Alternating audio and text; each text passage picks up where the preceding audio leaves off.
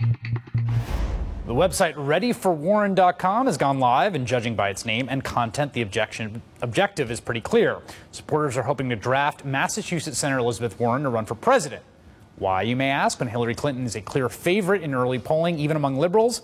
Many on the left think a contested presidential primary is key for ideologically defining the Democratic Party in 2016. They see Elizabeth Warren as the most viable vehicle to make that happen. Now, liberal Democrats have not utilized the primary mechanism with anywhere near the level of effectiveness as the Tea Party has on the right, particularly over the last 6 years. Right now in New York, we're seeing an attempt to do just that. Joining me now, candidate for governor of New York and professor at Fordham Law School, Zephyr Teachout. You're running against Andrew Cuomo, incumbent Democrat from the left. Why are you doing it? Well, Andrew Cuomo is a corporate Democrat who doesn't care about schools. We have a crisis of inequality in New York. New York is one of the most unequal states in the union. And I have traditional Democratic values, as do most New Yorkers, and so I'm running to challenge him. Andrew Cuomo, if he were sitting here, would say this is purity nonsense. I'm the governor of a state. I compromise when I have to. I govern from the left when I can. I've done things on marriage. I've done things on drug decriminalization. I haven't raised taxes, but you liberals always want to raise taxes. What would you say to that? Well, I'd say he's using the language of a trickle-down Republican, not the language of a Democrat. He has slashed school funding to pay for tax breaks for big banks and tax breaks for millionaires. That is not the traditional Democratic set of values. And you know, what's more, he's really abandoned the state in a lot of ways. He's acts in some ways like a crony Democrat. He serves his donors. He may be serving his presidential ambitions, but he's not visiting schools. He's not actively riding public transportation, which is suffering right now. Do you think he's vulnerable? Look, I would say this. If you asked me to bet $1,000 on who would be the Democratic nominee for governor of New York, I would not bet on you.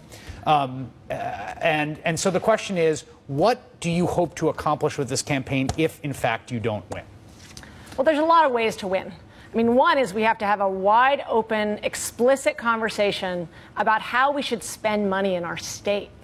I think of the tax code of a state as the moral code of the state. It really reflects the values. Right now, it reflects values that we're going to do everything we can for a few rich folks, and we're not going to care about those who are less well off. It's upside down, and we can write it. And by having that debate, it'll shed light on what's actually happening in this extraordinary democracy. Do you think this is something we should be seeing more of across Absolutely. the country? I mean, there's other states. There's Jerry Brown in California. Yes. There are other Democratic elected members who are vulnerable from the left, or liberals are very critical of. Do you want to see more of this? Yeah, we want to see this race set off a movement of people challenging corporate right-wing Democrats from the left and from the center and from traditional Democratic values. Do you think that's going to happen at the presidential level? I hope so.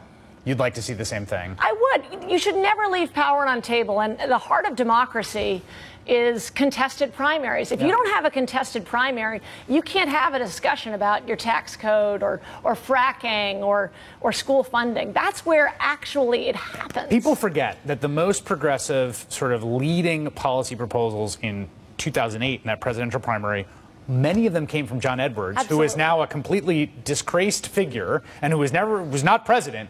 But that doesn't matter because those policies were out there and they had an effect on how everyone else ran that race. Yeah, and we're already having an effect, and we see even more people coming out every day. Zephyr Teachout, thank you so much. That is all in for this evening. The Rachel Maddow Show starts right now with Steve Kornacki. Good evening, Steve. Good evening, Chris. Thanks for that.